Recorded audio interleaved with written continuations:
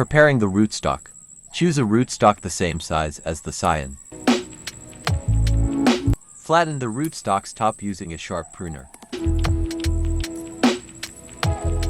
Creating a wedge. Locate the middle of the rootstock. Then carefully slide down the pruner. It should be long enough to hold the scion's angled cuts. Preparing the scion.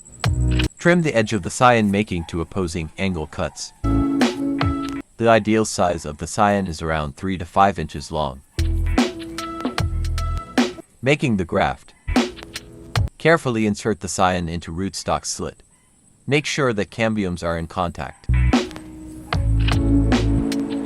Securing the graft. Use a grafting tape or plastic to secure the graft. Make sure to cover the cuts to avoid desiccation.